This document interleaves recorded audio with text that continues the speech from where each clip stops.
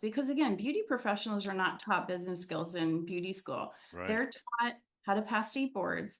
And then when they get into a salon, they're taught how to be an employee, but nobody teaches them Yeah. how to do like business. But yet, when you talk to a beauty professional, everybody wants to have their own business.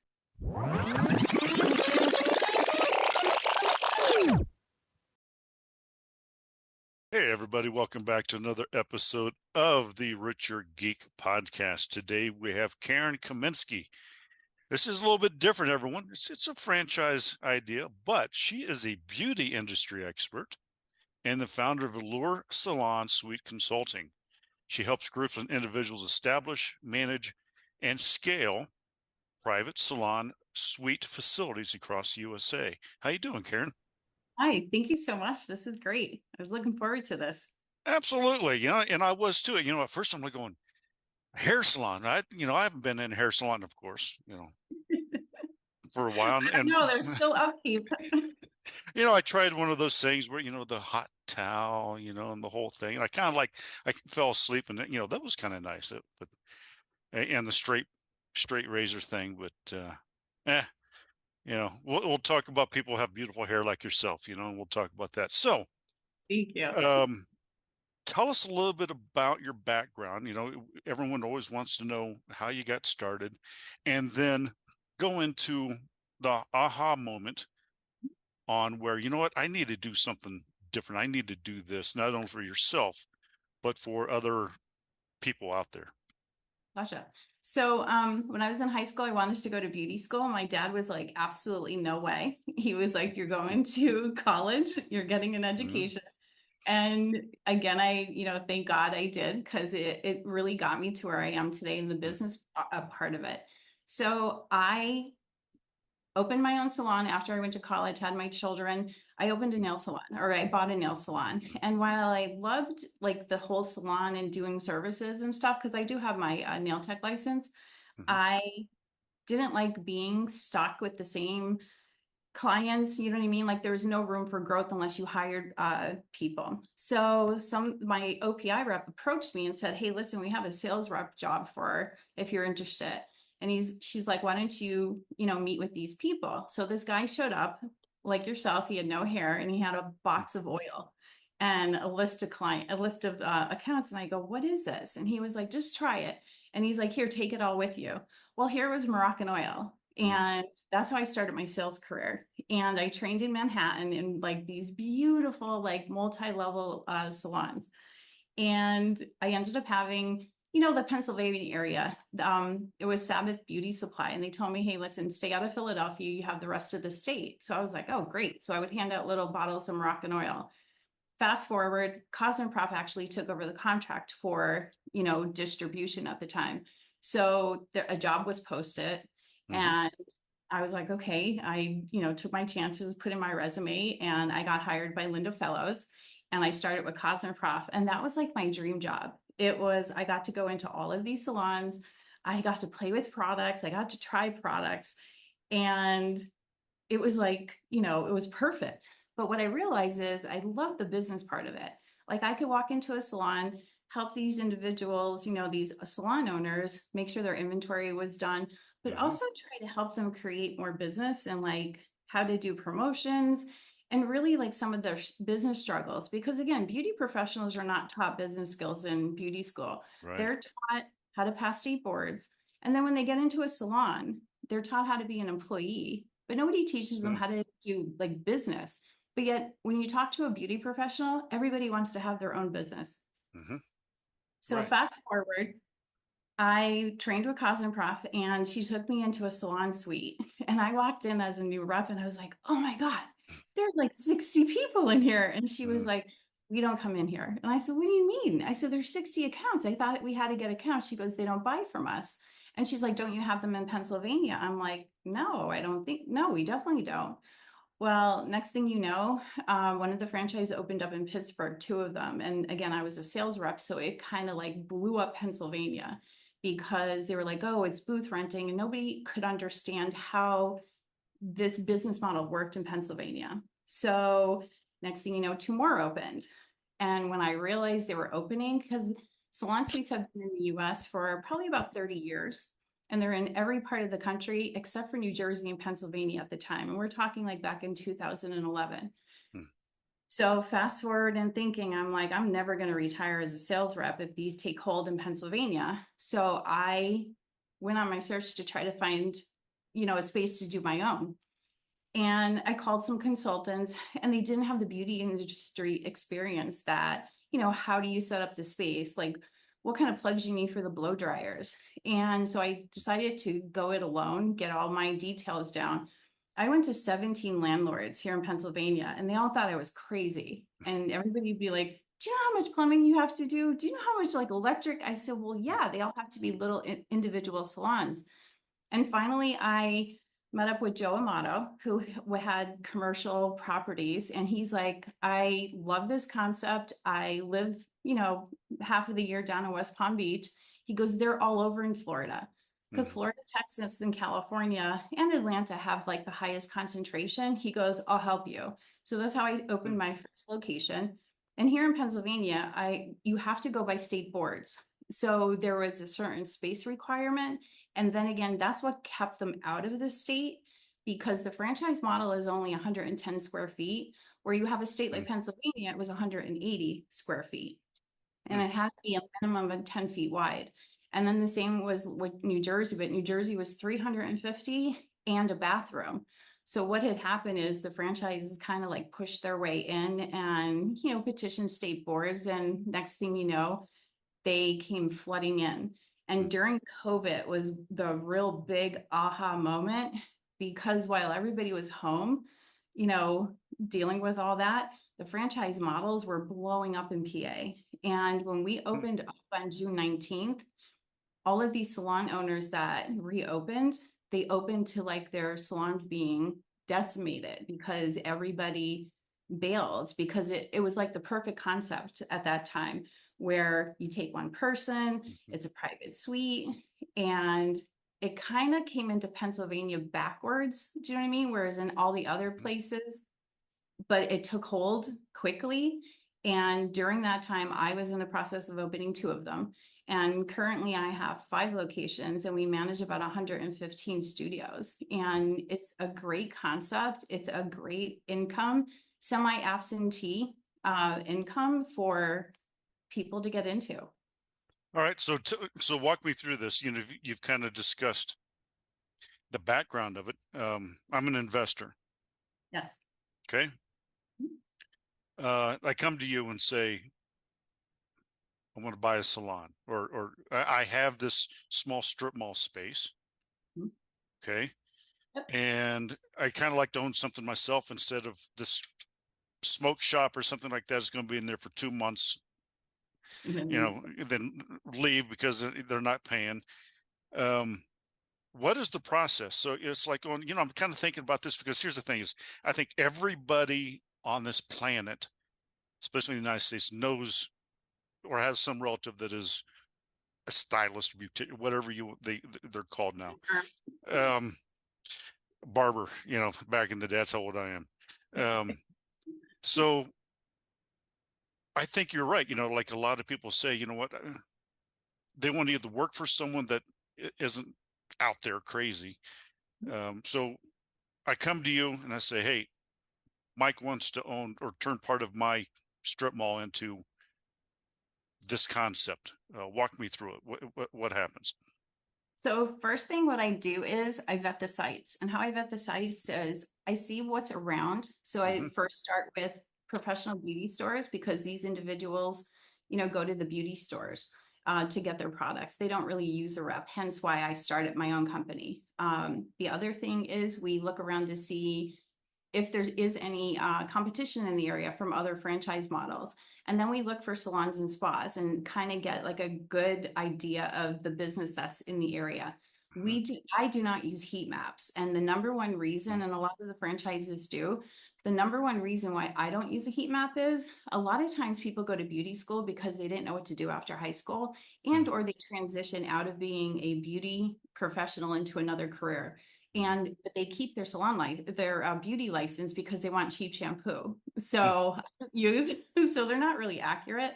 So site vet the property, then we run a pro forma. And then what we do is we break down the spaces. Here in Pennsylvania, again, I was doing 180. They did change that back in January of 23. They dropped it down to 120. So what I do is I take a pencil drawing and I maximize the space to see how many studios we can get into that.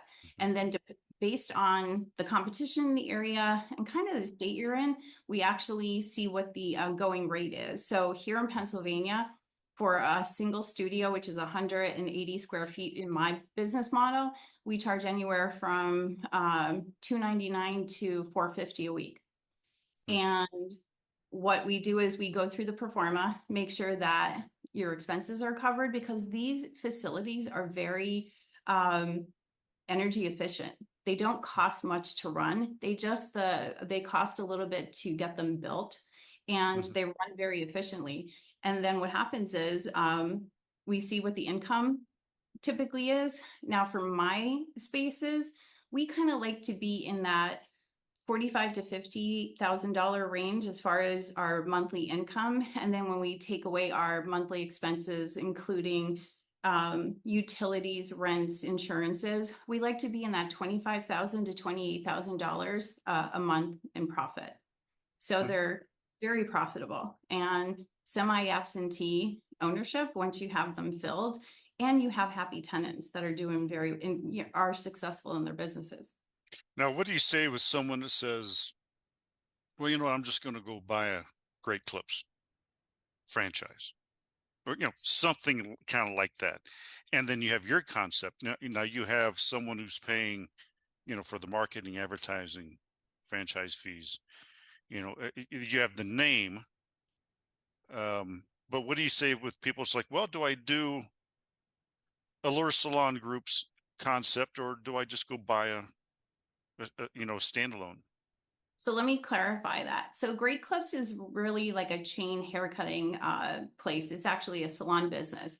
Some of the franchise models that I'm talking about in a salon suite are Sola, Phoenix, My Salon Suites, Image Studio 360. So those are some of the franchises in what I do. And what happens is in those business models, just like any franchise, you know, the franchisor makes their money on the franchisee, the franchisee makes their money on their tenants. So what happens in my business model is a lot of that, you know, markup on costs and build out, and especially royalties, are cut out by using a consultant. And that's kind of like what I did. Like when I looked at this, I went through the franchise model. I wanted to see what it was about. And there was a lot of markups. So I was able to, in a typical build out for these franchise models, you're talking about $190 to like $220 a square foot. When I do them, and mine are just as beautiful, custom cabinets. In fact, I'm in one of mine right now. They're closer to like 110 on my Allure Salon Groups because I run my own projects. But if you have to hire a GC, you're talking about 125, 135 max. So you're saving all that money. And then when you get them up and running, and because you're only marketing to that small group, it's not like a national company where you're trying to bring in people. Hairstylists don't move very far. They try to stay, depending on the population. If it's like a densely populated area, like some of our, you know, Philadelphia suburb locations, they only move like 5 to 10 miles. But up here in the Scranton Wilkes-Barre area, a stylist and clients will follow them like maybe 10 to 20 miles. So you're not marketing to that whole entire, like a whole state or, you know, something like that. So you're able to, you know, open them up, make sure you're competitive. And what we started to do is we recognize that the beauty professionals really don't have much business skills. So really showing them, we've become like a business incubator for beauty pros, and, you know, developed a course so that instead of having a beauty business, they have a business that does beauty services. And it's really has helped our, keep our tenants happy and keep their businesses successful. And they stay with us for years. Like we have one girl who's been with us. She was a salon owner. She was sick of the employees. the Mhm. overhead, because the salon business is not very profitable. I mean, the Mm. average owner only makes about 5 to 7% off of any person that's working in their salon because of the Wow. overhead. So she was done with it. So she's been with us for about 6 years, and she's like, I love it. I get one payment. I buy my own products. I come and go as I please. So for the beauty pros, this is huge. I mean, Mm. they go from a commission to like a 40, 50% commission to making like 80%, 70 to 80%, depending on what product lines they use. Wow, it's amazing, and I'm glad you clarified that. It's not like, as everyone can see, that I'm in the beauty industry. Um, I'm in the just trying to survive, and I'm as ugly as ugly does, and I'm okay with it. So I'm glad you clarified, because when you said franchises, I'm thinking, oh, on the sports, I see great clips, during the football games and things like that. So maybe that's what she's talking about. So I'm glad you clarified with this, that it's a whole other level of salon suite type thing. Most of your investors, are they in the industry, or are they just people on the outside saying, hey, you know what, I'm going to diversify my asset and buy this concept? Absolutely. None of my current clients, or typically the people who buy into this franchise Mm-hmm. is from the beauty industry. Mm. They're all like, I have one person who he had a home healthcare franchise, and he wanted, to do something else where it collected rent. And again, each one of these facilities, they house anywhere from, my smallest one is like 4,800 square feet, and I have 15 Mm-hmm. studios, all the way up to like our biggest one has 30 units in it. But, the franchise models, they actually have like, 40 to, probably 80, depending on how big the spaces are. So it does generate a really good income, especially when you go private, Mm-hmm. because you don't have that overhead. And so I have 15 spaces.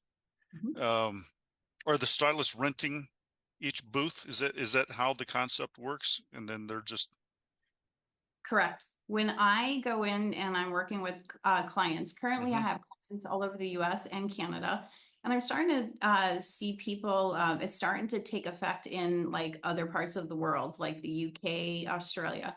Mm-hmm. So, but here in the US and Canada, what I typically do is go into state boards to see what the requirements are. And they're usually renting Mm-hmm. weekly. Some states allow booth rental, which is Yep. a different format. Some people require a salon license, like here in PA, like each Mm. studio has to have its own salon license, own business license with the state. So it Wow. depends on the state, and what they require as far as the salon business model. So like that's some of the homework I do for my investors. I Mm-hmm. go in, like if it's Florida, I have clients in Canada, I have clients in Boston.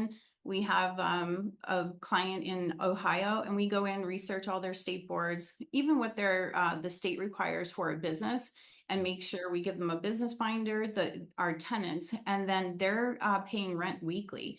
And their rent includes everything, their utilities. Mm-hmm. We have our own app that we use that our tenants are able to get their credit card processing, their online appointment book if they don't have them. So we're like a one-stop, all-inclusive, mini salon for these individuals. Yeah, and that's fantastic. So, for the owner, Mhm. what do you think is the hardest thing? And who's managing the individuals? I'm just thinking, it's like, oh no, man, I don't want to sit there and have to interview all of these stylists, and then how flaky are they? Are they just going to show up when they want? And I'm thinking, I don't want to deal with people. So I did that. I was the one who was, Yeah. driving all the way down to, the Lansdale area, which is about an hour and 50 minutes, and people wouldn't show up for their appointments. Mm-hmm. So a lot of the things that I, help my investors with are things that were tried and true to my own business. So we do discovery calls, and we kind of vet them before they come in, because we want people who are there to do a business. Like this is their career, this is Yeah. their bread and butter, this is their income, instead Mm-hmm. of people who are just looking for a space to like, do some services. So like we vet them, then we do a tour, and then, we go through a little bit of a process. So we get people who are serious, and we're not getting the people who, I know this is going to be hard to believe, but like the drama. We try not to get the drama people, but Mm, once they're set up like that, what we've developed was we call them FAs, which are facility assistants. And they're typically somebody who's actually has a business in our facility, and we pay them a monthly fee, and they're mhm, there to do the tours for me because obviously with 5 locations, I would constantly be running around, which I did. Um, and they're there are boots on the ground, and if our tenants need anything like ASAP, like immediately, they'll be able to mhm, go to them. She reaches out to us, you know what I mean, and just mhm. lets us know what's going on. So we developed so that, even my investors, I tell them that's how you want to set it up so that, Yeah. you're stopping in there, you're always the go-to, but you have somebody there to help you out. Yeah. So let's say that I'm interested. I go to the website. Okay. What is your website? Allure Salon Suite Consulting.com. Okay. And it's ALLURE, everyone. So I click on it. Where do Yes. I go? What do I do? What is the process? So go to the contact page and just fill out your information, and that email goes directly to me. Mhm, And or you could email me at Allure, Karen at Allure Salon Suite Consultant, or I actually have my phone number on there also. mhm. Um, Karen 570-877-7150. And just we have a conversation, and I just kind of like get to know who you are, get to know what your background is, because although this is a less expensive route, you still have to have the funds to be able to invest in the upfront. But what I'm really good at is acquiring TI money for my investors so Mm, that their out of pocket yep. expense is way lower than you would if you were going into Mm, a franchise model. So like even with ours, like the studio I'm in now, we negotiated a deal and we got $90 a square foot, and it mhm, cost us about $115 to build this particular location. So if you're getting $90 a square foot from the landlord in TI money, and it cost, my out of pocket was, yeah. very like much lower, but the trade-off is a longer lease. And landlords, let Mm, me tell you this, landlords love this because they're able to fill their spaces, because each one of these tenants that come into these spaces, and you want to do about anywhere from 20 to 30, these mhm, each one of these tenants have a client list that are driving traffic to mhm. their facility. So take, Yeah. if you have X amount, you're talking thousands of people that are coming in and out in a 6-week turnaround. Mhm, So even for property owners who have commercial properties, you could be like the landlord and the tenant, and you're yeah. able to fill this out. And we actually have a property management company that we started called Allure Suite Life, that Mm, we would actually could manage the properties for you. And that was another thing that we started getting a lot of people saying, listen, we don't want to run these anymore. mhm. Could you help us out? Yep. And before I let you go, your services, is it a percentage base? Is it a flat fee up front? When people get involved with you and say, okay, um, do you have different packages? What does your concept look like as far as, So I do have two packages. I do have the DIY, and that's for yep. somebody who kind of has the franchise kind of model in sight, where Hmm. I would give them, the whole program with all of my handouts, my Excel sheets, business, and then they get like maybe 5 hours of like consulting time with me to help me go through it. I have very few people do that method because Hmm. every single project, as much as I could tell you exactly how to do a salon suite, but every property, every landlord, every state is different. So Yep. I have a flat fee that Mm, I ask for, and yep. people pay it so that I implement, and I've done Hmm. all the the Sure. mistakes. So it's two payments, one upfront when they Yep. sign the agreement, and then one when they open their Okay. door, so they know I'm invested in their property and they're invested with me. Yeah. And that's a good concept. It's half now, half later, or whatever it is. And that way it works out. So I was just wanting to know how, this type of concept works. Um, you know, Karen, it's been a pleasure speaking with you on this concept. It's a little bit different for our listeners, but it is a business model that people can get into. So I love the diversifying with bringing people on. Is there anything that you would like to tell our guests, our listeners, that I may not have hit on before we leave? Absolutely. So the two things that are recession proof are beauty and this is a great concept because people are always getting their hair done and beauty services. Except So me. except you.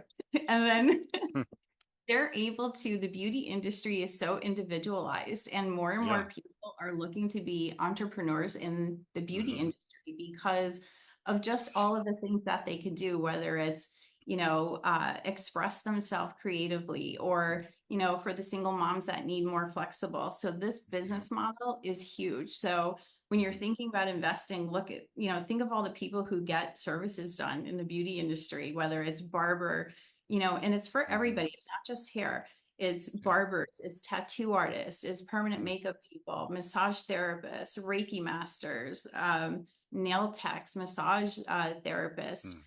It's a whole like we like to call it like a beauty complex. So Well, then it's there you go. it's a one-stop shop for consumers, which is another great aspect of it. Yeah, and for those ladies and gentlemen that are listening that are just in that 9 to 5 grind, and they're just like, "What in the world can I do? Anything? Just give me anything." So I don't have a quota. I don't have all these things. I don't have to be at the office, the cubicle farms. Maybe, ladies and gentlemen, Allure Salon Suite Consulting might be your answer to just a little bit of relaxation and sanity. Karen, thank you so much for coming on the podcast. It's a Thank you. great concept. I wish you all the luck. And ladies and gentlemen, if you're interested, Allure Salon Group, Allure Salon Suite Consulting with Karen Kaminski. Thank you so much for coming on. Thank you.